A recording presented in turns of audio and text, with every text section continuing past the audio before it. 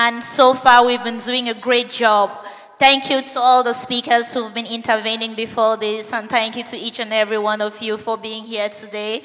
And now we'll give the floor to Mr. Modzibo as he actually leads the panel on the discussion on artificial intelligence, private equity, venture capital. What's next? Yes, thank you. Merci, thank you. Bonsoir tout le monde. Là, il est 17 heures. La plupart d'entre vous probablement être fatigués. Donc, on va essayer de faire ça rapide, mais très dynamique, très intéressant. J'ai beaucoup de choses à dire ici, beaucoup de blabla. Bon, je vois que vous ne riez pas, vous êtes fatigués. On tourne la tête à gauche, on voit IA, à droite IA, on va partout IA. Mais bon, nous les Ivoiriens, on va dire AI, c'est quoi toute cette affaire, hein? AI, Artificial Intelligence. Vous ne riez toujours pas. Bon, c'est pas grave, ça va aller. Donc, bienvenue à tout le monde. Bienvenue à mes deux confrères sur ce panel. Nous avons un sujet qui est très intéressant, intelligence artificielle, PEVC, quelle est la prochaine étape? Donc, je suis vraiment très heureux de vous accueillir. Donc, je suis Modibo Samake. Je suis conseiller du Premier ministre en charge du secteur du numérique et du développement du secteur privé.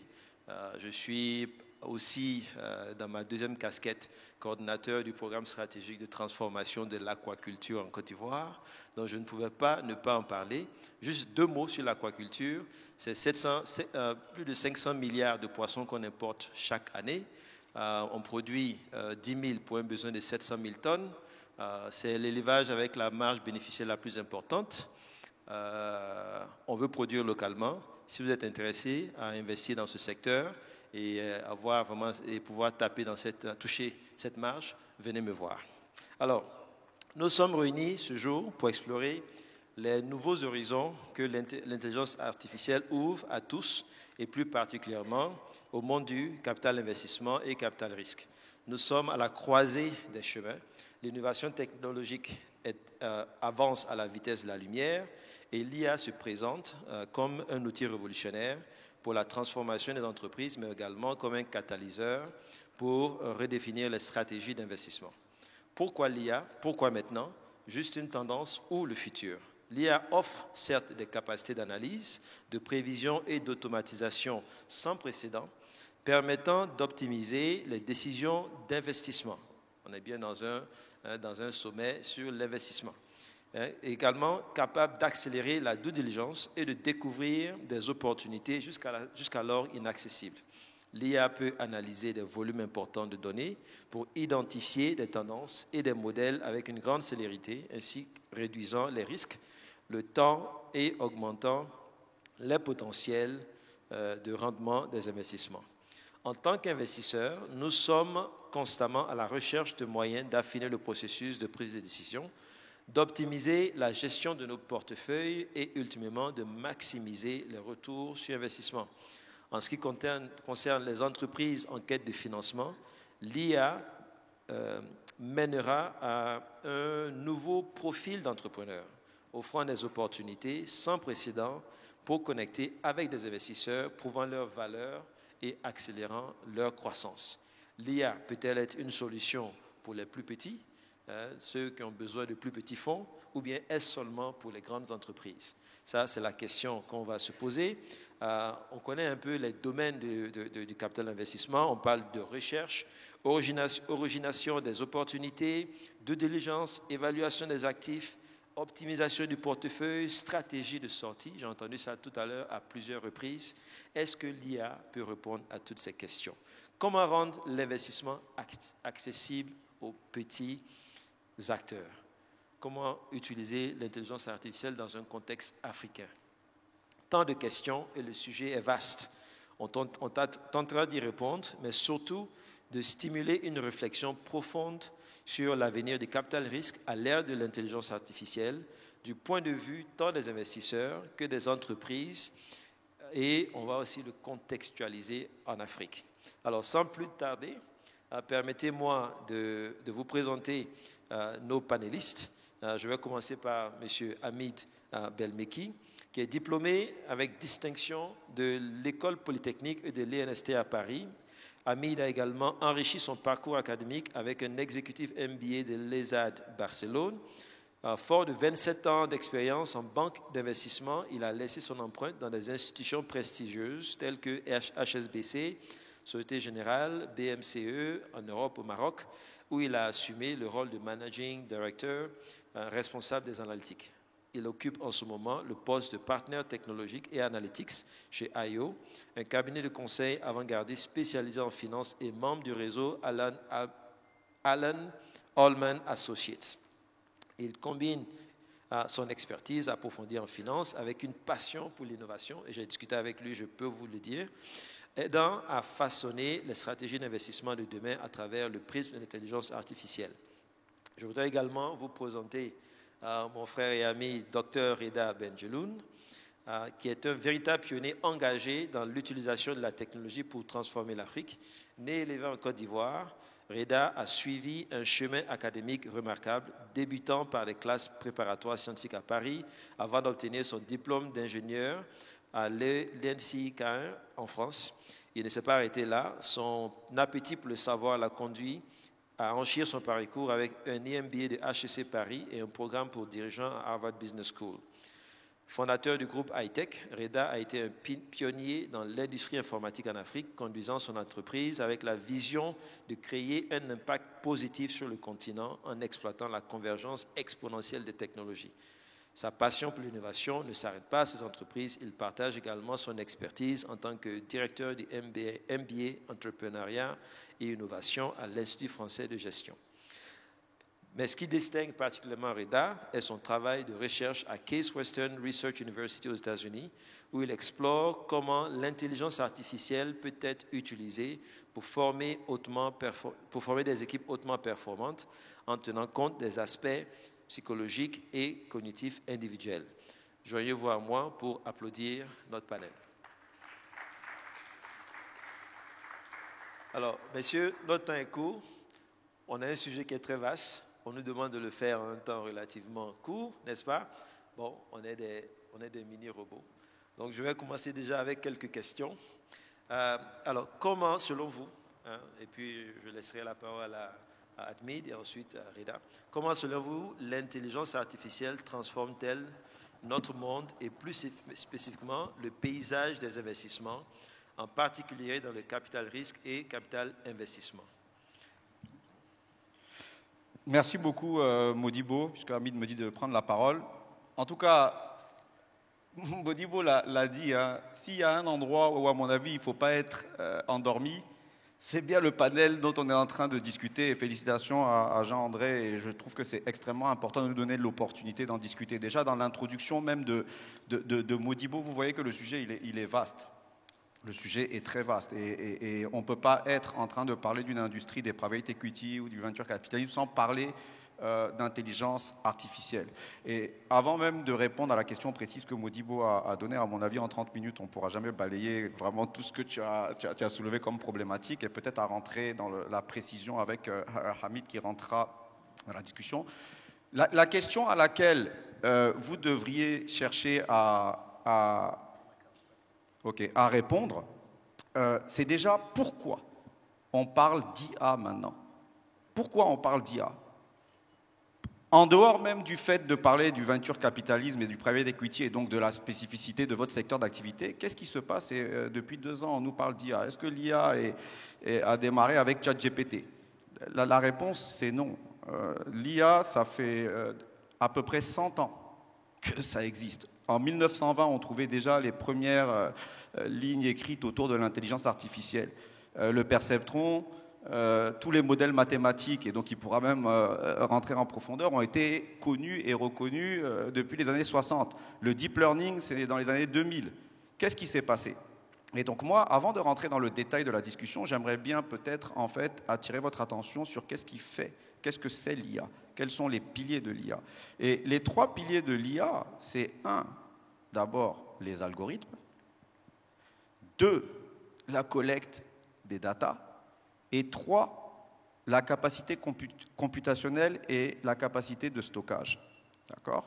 Et ce qui s'est passé et ce qui se passe à l'heure actuelle, c'est dérivé des résultats de ce qu'on appelle la loi de Moore. Et donc, Gordon Moore, c'était le cofondateur d'Intel, qui avait, dans les années 60, établi et prédit que le nombre de transistors qu'on pouvait mettre dans une puce allait diminuer de 2 chaque année. Elle allait être divisée par 2 chaque année. Et dans le même temps aussi, que le coût allait être réduit par 2. Et en fait, c'est une loi qui s'est vérifiée les 60 dernières années. Et quand vous regardez aujourd'hui le coût de stockage et la vitesse computationnelle, c'est ce qui permet aujourd'hui à l'IA de devenir ce qu'elle est. Ce ne sont pas les modèles mathématiques, c'est tout simplement qu'aujourd'hui, on est capable de stocker une quantité massive de data à un coût qui est extrêmement bas et à traiter les informations extrêmement rapidement. Et c'est pour ça que l'IA, elle explose. Et avant de donner la parole à Hamid, c'est important que vous le compreniez, c'est qu'on est arrivé vraiment à un moment où nous, en tout cas, et moi c'est sur cet angle-là que j'aimerais vraiment qu'on ait cette discussion-là, on est ivoirien, on est africain, il y a cette disruption technologique, il y a cette révolution autour de l'IA. Comment nous, Ivoiriens et Africains, dans le secteur des PI et des VC en particulier, pouvons tirer avantage de cette révolution qui est en cours pour essayer de faire un leapfrog. Et on pourra en discuter en long et en large. On a une fenêtre où même les petites et moyennes entreprises qui réussiraient à assimiler en fait les technologies qui sont à l'heure actuelle en train de se développer pourraient en faire un avantage compétitif qui leur permettrait de rattraper le retard qu'ils ont avec les plus grands. Donc voilà un peu en fait le contexte que j'aimerais et que j'ai voulu poser, parce que je me suis posé la question de savoir est-ce que vous aviez en fait cette maîtrise du contexte. L'IA, ce ne sont pas uniquement les outils. Je souhaiterais vraiment qu'on attire l'attention de l'audience. Les outils, c'est un prérequis pour tous. Vous avez tous à assimiler les outils et à utiliser les outils qui seront développés. Mais les outils ne vous donneront pas un avantage compétitif. La véritable question, c'est comment vous allez tirer parti de tout ce qu'on va partager aujourd'hui et ce que vous allez faire derrière pour utiliser l'IA et en faire un avantage compétitif. Donc voilà un peu le contexte que je souhaitais poser, d'accord ? Et maintenant, rentrer plus en détail dans la question que Modibo a posée. Alors, juste pour compléter merci Reda, merci Modibo pour cette belle introduction. En fait, tu as tout dit, tout simplement. Donc l'IA, pour compléter un peu ce qu'a dit Reda, aujourd'hui on assiste à une augmentation exponentielle. On est dans un monde exponentiel avec une augmentation phénoménale de la capacité de calcul. Et avec du grid computing, du cloud computing, avec les ordinateurs quantiques qui commencent à être déployés dans certaines entreprises et qui permet une capacité de stockage naturellement qui est exponentielle des données. Donc ça permet de faire des choses qui n'étaient pas possibles il y a 20 ans. Ça permet aujourd'hui, donc ces infrastructures, ces capacités technologiques permettent de faire des choses absolument impensables il y a 20 ans. Quand on parle de l'IA, effectivement, les algorithmes, et moi je me rappelle, il y a 30 ans, je faisais des études d'ingénieur, et tous les algorithmes dont on parle aujourd'hui, la majorité existait à l'époque. Donc il n'y a rien de nouveau, c'est juste aujourd'hui, c'est possible de les mettre en pratique, de les appliquer. Et il y a vraiment des applications concrètes, et ce qu'on voit, on voit plusieurs axes dans lesquels l'IA peut être utilisée. Il y a tout ce qui est automatisation de process, optimisation de process. On peut aller assez loin en remplaçant l'humain et en faisant des choses beaucoup mieux que l'humain dans ce domaine. On peut automatiser des process, faire des choses qui n'étaient pas possibles manuellement par des humains. On peut faire des choses avec des grosses quantités de données. On peut faire de la récolte, de l'analyse des données et de l'automatisation de process. On peut faire de la détection d'opportunités avec des algorithmes typiquement de machine learning. On peut faire du sentiment analysis, on peut faire de l'analyse du texte naturel, natural language processing, et on peut faire beaucoup de choses dans les analyses des données des entreprises et dans lesquelles on souhaite investir. Donc ça, c'est des exemples de choses qu'on peut faire. Aussi avec l'IA générative, donc vous avez tous entendu parler de ChatGPT. Je pense que nos enfants utilisent systématiquement ChatGPT, c'est juste impressionnant. Et ça permettra vraiment d'augmenter la capacité de communication entre les investisseurs et les startups, par exemple. Et on voit aujourd'hui que même pour des petites entreprises, il y a des possibilités d'avoir accès à des outils, à des technologies qui ne sont pas si compliquées à mettre en place. On trouve aujourd'hui dans le monde du private equity deux types d'acteurs. Il y a des acteurs qui font du buy, donc qui achètent des outils externes, ou des acteurs qui vont faire du build, qui vont construire des petits outils en interne en se basant sur des choses qui existent et qui sont accessibles facilement.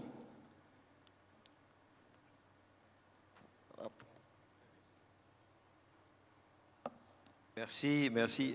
Effectivement, déjà dans les éléments de réponse que vous avez donnés, vous avez répondu à la première question, qui est de savoir comment est-ce que l'IA s'intègre dans nos processus. Mais vous avez donné quelques éléments qui sont quand même très intéressants. Vous avez parlé d'outils, vous avez parlé de données. Bon, on a ici devant nous, je pense qu'il y a un mix, capital investment, capital... l'autre capital, là, c'est quoi déjà? Voilà, venture capital. Mais il y a aussi dans l'auditoire des startups, des entreprises, etc. Alors, moi, je voudrais que ce soit quelque chose de concret. C'est-à-dire, quand on sort d'ici, on sait déjà quoi faire. On a les bases. C'est vrai que l'IA est devant nous, c'est intéressant, l'IA. Mais qu'est-ce qu'on fait? Qu'est-ce que notre auditoire peut faire au sortir de ce panel? Reda. Merci beaucoup, Modibo. Et en fait, moi, j'aime les discussions qui sont concrètes. Parce que les discussions qui sont concrètes font bouger les lignes, et je pense que notre frère Aipo, en organisant un peu ce séminaire, c'est ce qu'il souhaite faire, c'est faire bouger les lignes et puis aider chacun d'entre nous à avancer dans son secteur d'activité. La question, elle est simple. Les outils, je répète, ne seront jamais un avantage compétitif. Aujourd'hui, on parle de ChatGPT, de tous ces outils, et il y a des outils même spécifiques à votre industrie qui sont en train d'être développés par des startups américaines, européennes, et qui seront accessibles à tous. Ça ne sera pas un avantage compétitif. Pour information, au mois de septembre, moi j'évolue dans le domaine des techs, tous les PC qui seront produits par les multinationales américaines et chinoises embarqueront en natif en fait les outils dont vous êtes en train de parler aujourd'hui, comme si c'était quelque chose de révolutionnaire. Par contre, la question c'est quoi? Aujourd'hui, vous, en tant que PI et VC, vous évoluez en Afrique. Est-ce qu'on est tous d'accord que la due diligence, quand bien même elle répond à des normes ou le screening répond à des normes internationales, il y a quand même des spécificités liées à nos pays, liées à notre continent.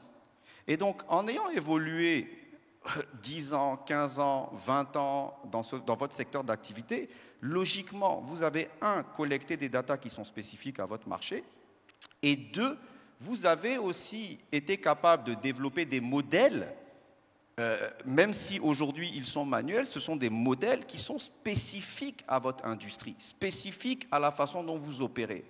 Et quand vous regardez comment on construit une IA, donc on vous a dit c'est les datas, l'algorithme. Hamid a dit l'algorithme, en fait, il est basique. Aujourd'hui, vous allez sur, je ne vais pas rentrer dans la technique, mais vous allez sur Google Lab, vous avez tous les algorithmes disponibles. Même l'algorithme de ChatGPT, l'algorithme Transformer, BERT, c'est disponible. Vous n'avez même pas besoin de comprendre ce que ça veut dire. Donc l'algorithme en tant que tel n'est plus un élément différenciateur et est accessible à tous. Les datas, par contre, vous avez des datas qui sont spécifiques. Et quand vous allez vouloir entraîner un modèle, et je parle de manière, je vulgarise, il n'y a rien de compliqué. Quand vous allez vouloir entraîner un modèle, la première chose que vous allez devoir faire, c'est de définir en fait quel est le type de décision que vous voulez prendre, d'accord ?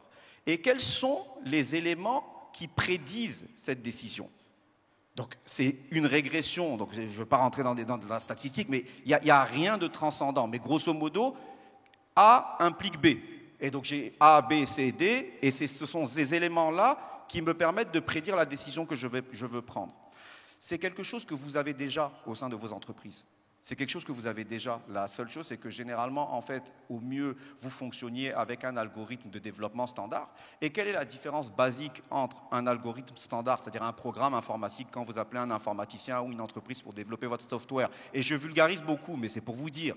Et l'IA, et donc le machine learning, qui est une des spécialités de Hamid, c'est qu'en fait, quand vous définissez un algorithme, c'est A implique B. Et s'il fait une erreur, il fait une erreur. L'IA, en fait, quand vous allez rentrer en fait, dans du deep learning, du machine learning, même de très très simple, en fait, il y a ce qu'on appelle le backpropagation. C'est-à-dire qu'il va prédire quelque chose, et s'il fait une erreur, il va être capable de faire quoi? De revenir en arrière et de changer tout seul, en fait, les paramètres.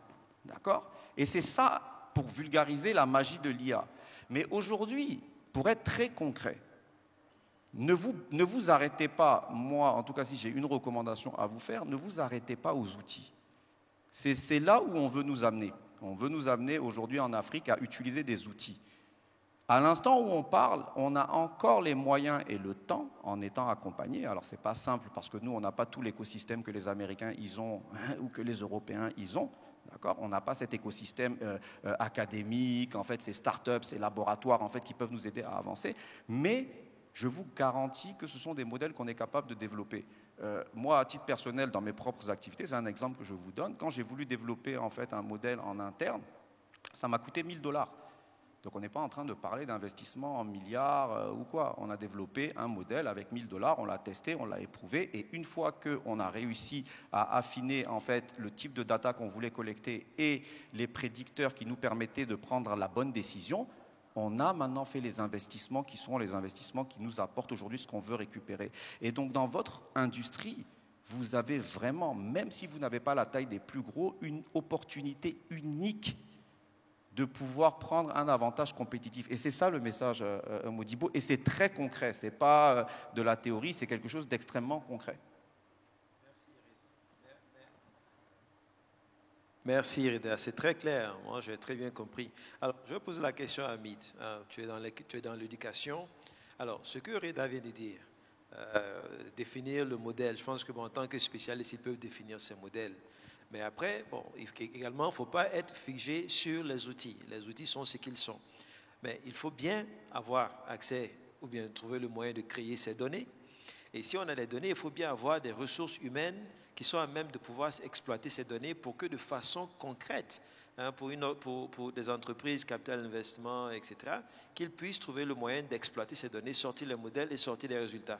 In fine, ce qui est recherché, c'est comment est-ce qu'on peut aller sur le marché le plus rapidement possible, comment est-ce qu'on peut voir, on peut savoir très rapidement la viabilité d'un investissement et comment est-ce qu'on va sortir le plus rapidement possible. Aujourd'hui, ce sont des exercices, ils le font sur la base des outils, ou bien sur l'intuition, ou bien sur la connaissance, ou bien sur les... Donc, on veut essayer de rendre le travail de l'investisseur le plus rapide, le plus fluide possible. Mais il faut avoir les ressources humaines, il faut avoir les outils, il faut avoir les données. Absolument. Et je donne un exemple avec le Maroc. On a réussi à rapatrier un certain nombre de projets à très fort contenu technique sur des sujets d'analytics au Maroc, à Casablanca. Donc on a aujourd'hui une équipe, alors c'est une équipe qui a été construite pour la Société Générale. Il y a à peu près 400 personnes aujourd'hui qui font ce type de choses. Alors pas forcément que de l'intelligence artificielle, mais ils font des choses qui ressemblent à ça, dans le même domaine. Donc c'est possible de ramener des projets à forte valeur ajoutée, pour commencer pour des clients basés en Europe ou basés aux US, et ensuite pouvoir aussi servir le marché africain. Et ça permet d'attirer des talents africains, ivoiriens et d'autres pays de l'Afrique de l'Ouest. Et ça permet de les attirer, de leur proposer des jobs à fort contenu technique qui permet qui les encourage à rester dans le pays et encourage d'autres qui sont à l'étranger pour revenir et aider à construire cette capacité en termes d'intelligence artificielle. Je pense qu'il y a vraiment une carte à jouer à ce niveau-là et personnellement, je serais ravi de travailler sur ce type de projet avec les Ivoiriens, dans ce pays que j'aime beaucoup. D'accord. Reda, comment est-ce qu'on concrétise ça ici en Côte d'Ivoire? Est-ce qu'on va demander à nos entreprises à nos investisseurs d'avoir en leur sein des spécialistes en intelligence artificielle? Est-ce qu'on veut encourager des entreprises à se lancer dans l'intelligence artificielle? Qu'est-ce qu'on fait? Modibo, merci beaucoup pour tes questions. En fait, c'est tellement à propos. Mais moi, ce que je veux vous dire, honnêtement, je passe la moitié de mon temps. Bon, là, je vais un peu arrêter aux États-Unis. Je veux dire, c'est une question, c'est une interrogation rhétorique. Parce que de toutes les façons, il y a ceux qui vont s'embarquer dans ces projets IA et il y a ceux qui n'existeront plus. Il n'y a pas de question. Donc, en fait, la question en tant que telle aujourd'hui, c'est est-ce qu'aujourd'hui, on veut exister dans notre industrie dans les années à venir, ou est-ce qu'on veut disparaître? Parce que ce dont on est en train de parler en termes d'IA et tout, on l'a dit, c'est-à-dire il n'y a plus le choix, la disruption, elle est là. Vous parlez des outils comme ChatGPT, parce que c'est vraiment ce qui est basique, mais en fait, finalement, si vous voulez bien analyser, l'IA est embarquée partout. L'IA est embarquée partout. Il y a une étude qui a été publiée, que je vous invite à lire, par le MIT, ça a été publié en avril, et donc c'est une étude justement sur l'impact de l'IA sur les emplois. Et l'étude démontre qu'une des industries qui va être la plus touchée par l'IA, vous savez c'est quelle industrie? C'est quoi les emplois qui vont être les plus touchés, à votre avis? Il n'y a pas de réponse. C'est votre industrie. Oui, c'est tout ce qui est en fait financier, les due diligence et tout, parce que en fait, dans les années à venir, en fait, les modèles mathématiques qualitatifs et quantitatifs, le Gen AI, donc tout ce qui est basé sur les transformers, les LLM, donc les large language models, etc., il fera le travail avec une précision qu'aucun d'entre vous n'est capable de faire. Les équipes aujourd'hui qui font de l'audit, qui font faire de la consolidation de comptes, etc., ça n'existera plus. Ça n'existera plus. Et il y a d'autres types de métiers autour de tout ce qui est loi, etc. Donc ce que je veux dire, c'est que la question de Modibo, elle est tellement à propos. Le fait de dire est-ce qu'on est réveillé ou on n'est pas réveillé, en tout cas, à moins d'être familier de ce dont on est en train de parler, auquel cas peut-être que c'est redondant ce qu'on dit, mais si vous n'êtes pas familier, il faut vraiment prendre conscience que votre industrie sera touchée. D'accord? Votre industrie sera touchée, et nous, en tout cas, en Côte d'Ivoire, et on se bat pour ça, en Côte d'Ivoire et en Afrique, on se bat pour que nous ne loupions pas la révolution qui est en cours. Ça va beaucoup plus loin pour moi que juste une discussion comme celle qu'on est en train d'avoir. On a été, vous m'excusez, bon, je suis un peu de temps en temps dans la controverse, mais on a été des esclaves pendant des centaines d'années. Si on loupe la révolution de l'IA, c'est terminé. On sera esclave à vie, d'une manière ou d'une autre. Parce qu'aujourd'hui, même ce que vous êtes en train d'utiliser, je ne sais pas si vous en rendez compte, quand vous entraînez le modèle ChatGPT, aujourd'hui, le modèle payant de ChatGPT, en fait, vos employés, vos équipes sont capables d'uploader des documents qui sont spécifiques à vos industries. Ce que vous êtes en train de faire, in fine, et moi je suis avec eux aux États-Unis et je vois très bien ce qu'ils sont en train de faire, en fait, ils sont en train de collecter les datas. D'accord? Ils sont en train de collecter les datas. Chaque fois que vous utilisez ChatGPT, chaque fois que vous uploadez un document, chaque fois que vous demandez un conseil, c'est de la collecte de data.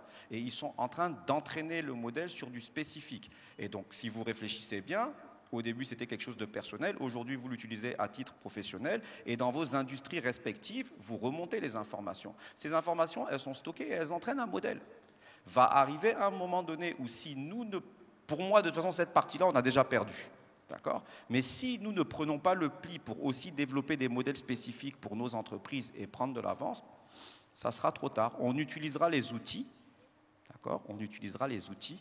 Par contre, on ne sera plus jamais capable en fait, de créer nos propres outils. Et donc, quelque part, c'est un peu ce qu'on a vécu avec l'alimentaire, avec d'autres choses. Je ne veux pas revenir dessus. Et donc, l'Afrique doit être éveillée. Le seul pays que moi, je vois aujourd'hui, et j'en discutais avec Modibo, le seul pays qui essaye tant bien que mal de faire ce qu'il y a à faire, c'est le Maroc.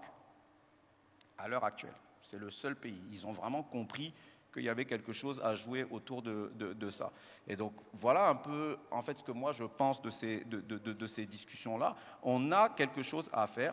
Et au niveau des PI et des VC, tous les outils sont disponibles. Hein. Donc, ça peut vous aider à tous les niveaux. Au niveau du due diligence, au niveau du screening, au niveau, en fait, de la précision des informations que vous avez à votre disposition pour prendre, justement, une décision d'entrée ou une décision de sortie. Les outils, ils sont là. Maintenant, vous pouvez développer du spécifique. Et Modibo, moi, ce que je pense, en tout cas, c'est que, honnêtement, je ne suis pas convaincu qu'on ait vraiment un gap technologique si important. Moi, je ne suis pas de ceux qui pensent qu'en réalité, en fait, c'est la technologie qui nous empêche de développer. Aujourd'hui, c'est plus dans la tête. Le modèle, à partir du moment, c'est ce que j'essayais de vous expliquer en vous donnant l'exemple, à partir du moment où vous avez le modèle et vous avez les datas, trouver des gens pour vous accompagner sur les aspects technologiques, ça se trouve, c'est des choses qui existent, c'est de la technique, d'accord? Ce qui est compliqué d'avoir quand vous développez un modèle IA, c'est ce qu'il faut que vous compreniez, c'est les données. Donc la première question que vous devez vous poser, c'est dans vos entreprises respectives, est-ce que vous avez une méthodologie clairement définie pour la collecte des données? Est-ce que ça existe? D'accord? Et la deuxième chose, c'est est-ce que vous avez des modèles? Voilà. Si vous avez les modèles, vous avez les données. La suite, en fait, c'est du travail. Hein, donc je ne dis pas c'est en claquant des doigts, etc. C'est du travail, c'est une volonté, c'est un leadership, mais c'est des choses qui se font. Et c'est comme ça que les autres y travaillent. Et c'est comme ça que dans les autres pays, à l'heure actuelle, ce dont on est en train de parler, on n'est pas en retard. La discussion qu'on a aujourd'hui ici, moi je l'ai eue à Vegas il y a 3 semaines, avec des Américains. Et on n'était pas non plus très en avance par rapport à ce dont on est en train de faire. Par contre, eux, ils avancent vite, ils comprennent vite. La question, c'est est-ce que nous, ici, on est prêts à accepter ces choses-là et à faire les efforts nécessaires pour être dans la dynamique sans se dire on a le temps, non, bah écoute, c'est ChatGPT. Bon, moi, j'en ai un peu marre d'écouter ChatGPT parce que pour moi, c'est vraiment basique, quoi. C'est du basique. Voilà un peu. Juste pour corroborer ce que vient de dire Reda, effectivement, il y a aujourd'hui une guerre autour de l'IA, il y a une concurrence vraiment féroce. Et moi, j'ai assisté à des conférences en Chine début du mois de mars. Et par exemple, là-bas, ils sont allés très très loin dans le développement. Ils ont leur propre plateforme et il y a carrément une ségrégation avec le monde de ChatGPT et le monde qu'on connaît. Ce type d'IA n'est pas disponible en Chine.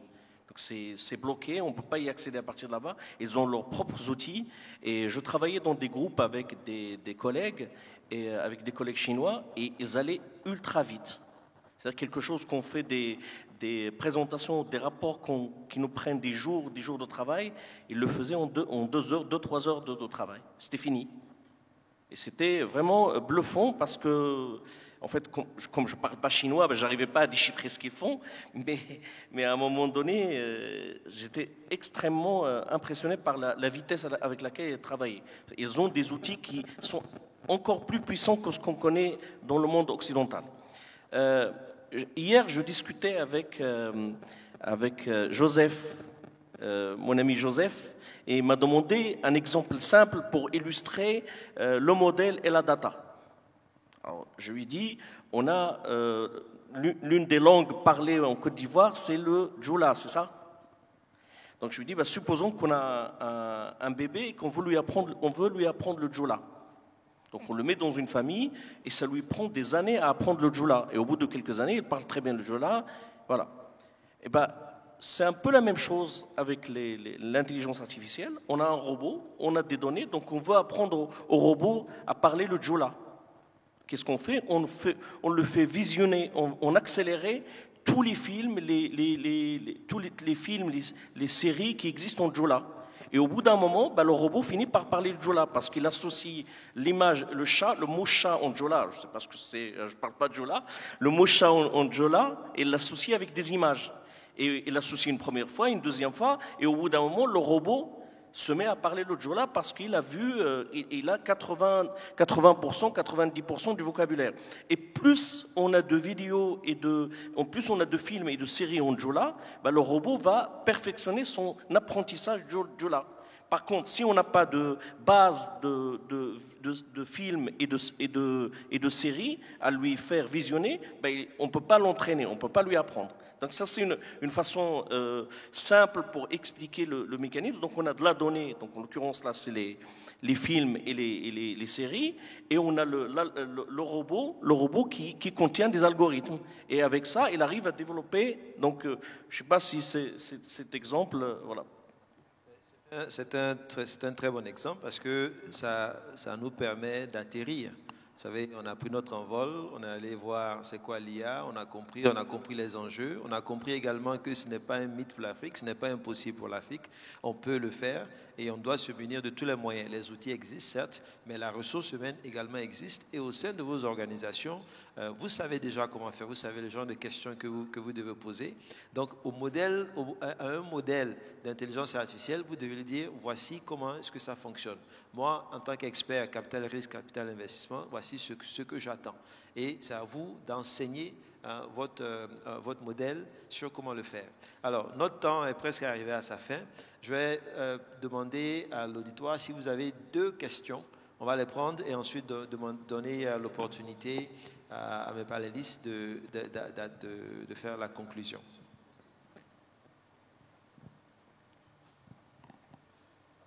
Ou bien vous allez poser la question à ChatGPT. Très bien. Je pense que je ne vois pas de main levée. Très bien. Alors, messieurs, pour conclure, comment voyez-vous, je pense que vous avez donné déjà les éléments de réponse. Il y a une main, s'il vous plaît, il y a une main. Ah, d'accord. Finalement. Alors bonjour. Alors, je m'adresse à M. Penchaloun. Donc, vous avez dit que l'algorithme ou les outils n'allaient pas faire la différence. D'accord ? Et puis d'un autre côté, vous avez dit, aujourd'hui, si on ne sait pas utiliser ChatGPT, on est largué. Où est-ce qu'on se situe alors ? D'accord, donc si j'ai bien compris, vous dites, j'ai dit que l'algorithme ne faisait pas la différence, et d'un autre côté, que ChatGPT... Si on ne l'utilisait pas aujourd'hui, d'accord. on Je est vais vite réexpliquer. distancé. Voilà. En fait, dans les modèles d'intelligence artificielle, comme j'ai expliqué, il y a 3 piliers. Le premier pilier, ce sont les algorithmes. Donc, si on veut rentrer dans le détail, en fait, quand vous bâtissez un modèle, il y a des algorithmes de supervision, il y a des algorithmes non supervisés, il y a différents types d'algorithmes. Aujourd'hui, ce que j'essaie de vous dire, c'est que ces algorithmes-là sont publics. Il n'y a pas à développer. Comme disait tout à l'heure Hamid, ces algorithmes, ça fait 20 ans, 30 ans qu'ils existent.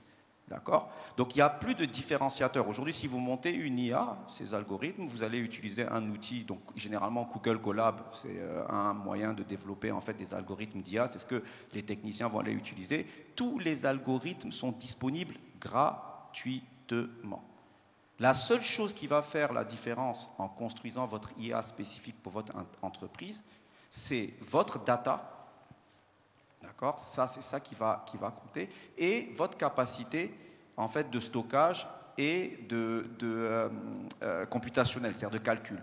Mais même la capacité de stockage et computationnel, aujourd'hui, c'est plus un élément différenciateur. Le vrai élément différenciateur, au final, qui vous permettra de définir une IA, c'est la data. Le secret de ChatGPT, de tous les outils, etc., c'est la data. Et pour rebondir même, quand vous entendez que la Chine refuse d'intégrer ChatGPT, c'est parce qu'ils ne veulent pas que les Américains et les Occidentaux, en fait, collectent leur data. C'est pour ça, c'est ça la raison principale. D'accord ? Maintenant, ce que je disais concernant ChatGPT, c'est ChatGPT et tous les outils, ce sont des outils aujourd'hui, en termes d'entreprise, en fait, qui vont vous aider à améliorer votre productivité. Et tous vos concurrents les utiliseront. Donc ça ne sera pas un élément différenciateur, donc ça ne vous permettra pas de devenir meilleur que les autres sur le moyen long terme, ce n'est pas un avantage compétitif, ce n'est pas ça qui vous permettra d'atteindre la supériorité financière. Par contre, ne pas utiliser ces outils-là conduira à votre mort, parce que si aujourd'hui votre compétiteur de base, il utilise un outil qui lui permet d'avoir 30%, 40% de productivité supérieure à la vôtre et que vous ne le faites pas, vous êtes mort. By the way, 80% des gens le feront. Donc, je veux dire, mais ce n'est pas ça qui vous permettra d'avoir l'avantage compétitif. Il y a une étude qui est sortie il y a 3 mois de Brick Johnson, qui a été faite en fait aux États-Unis dans le Fortune 5000, d'accord ? Et en fait, ils ont investigué les entreprises qui utilisaient ce type d'outils pour remplacer le service client. Donc, tous les gens qui étaient en fait en train de répondre au service client, donc quand vous avez un problème, le support, etc. Et ils ont déterminé, donc ce n'est pas ChatGPT, c'est ce qu'on appelle les LLM. Donc c'est un dérivé, donc si vous êtes familier, donc c'est un dérivé de ChatGPT, etc. C'est les Large Language Models. Et ils ont démontré, l'étude elle est publique, elle est sur Google Scholar, vous pouvez aller la chercher, ils ont démontré que sur un panel de 1000 employés, le LLM était plus performant que 800 employés. Les 200 en fait qui restaient équivalents au LLM, ils n'étaient même pas supérieurs, c'était les A-players, les top employés.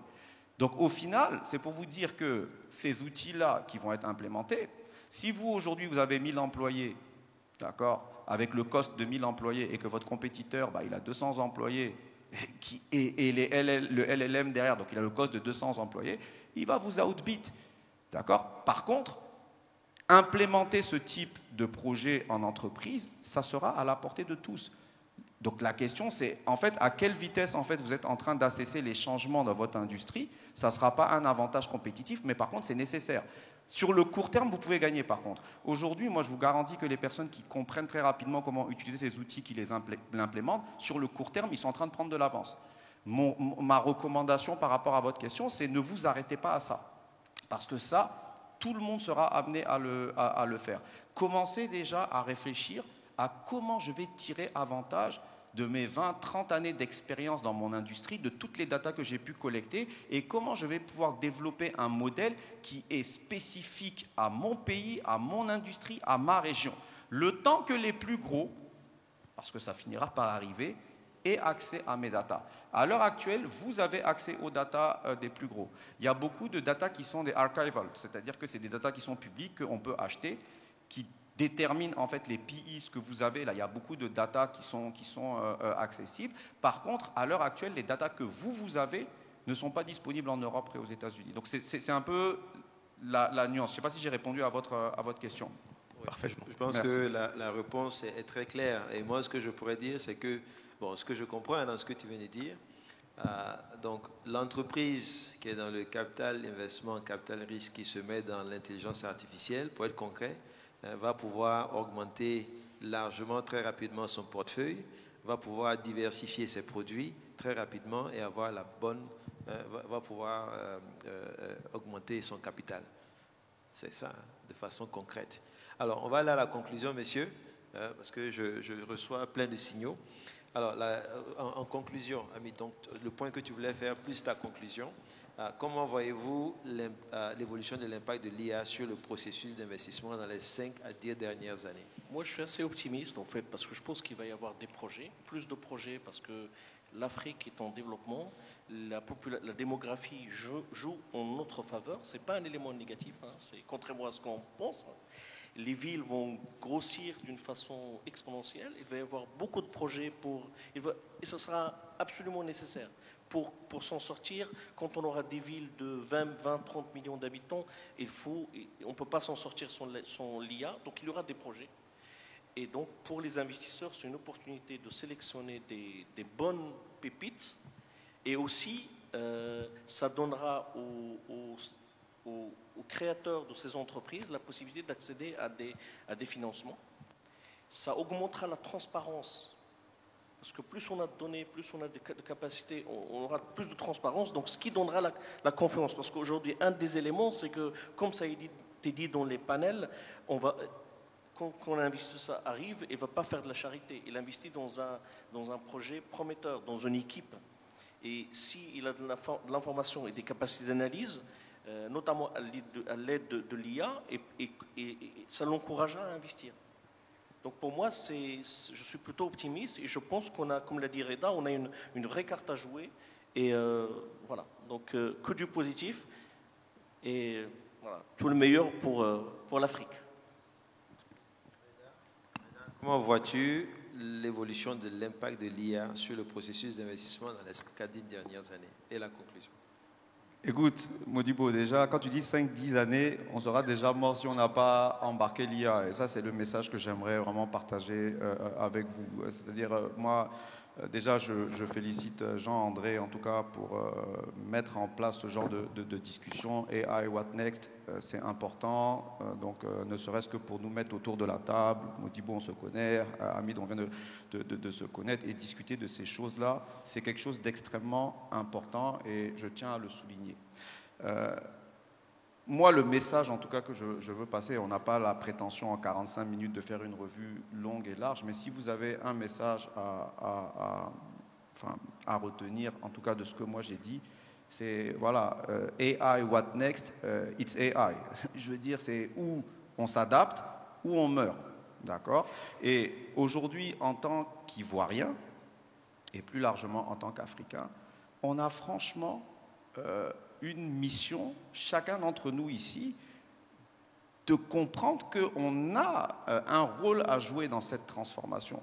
Dans une industrie qui est celle que vous avez, qui est généralement une industrie qui est plutôt statique, sans être péjoratif, il est temps de prendre en fait le taureau par les cornes et de tirer avantage de tous ces changements-là qui s'opèrent.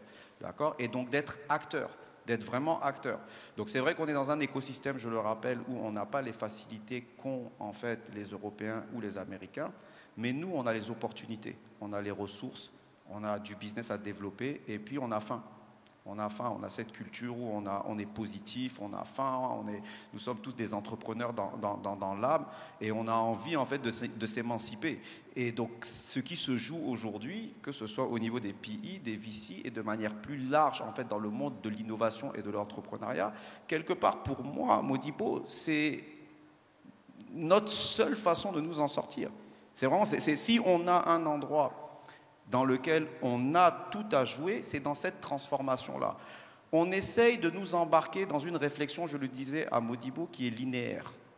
On continue de nous parler de thèmes qui restent des réflexions purement linéaires, des mindsets purement linéaires, alors que le monde, à l'heure actuelle, il est connecté, global et exponentiel.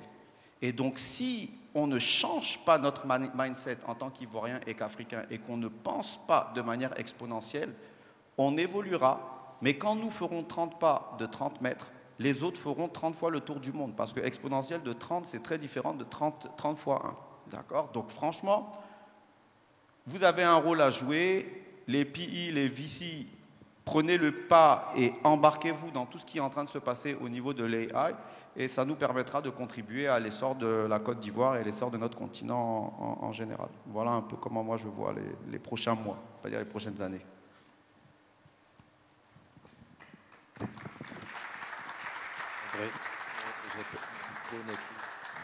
Alors, mon micro est déchargé. Merci beaucoup, Reda. Merci, Amit. Je pense que certainement, on a été l'un des panels les plus rapides. On a fait 42 minutes à la lumière du sujet que nous avons traité. Mais on a essayé de vous donner les bases. Il y a des défis, certes, mais je sais que vous saurez les relever. Vous qui êtes dans le secteur du capital investissement, capital risque. Merci aux organisateurs de nous avoir donné l'opportunité de partager avec vous quelques bases sur l'intelligence artificielle. Maintenant, c'est à vous de jouer. Thank you so much, Mr. Modibo, for that wonderful intervention.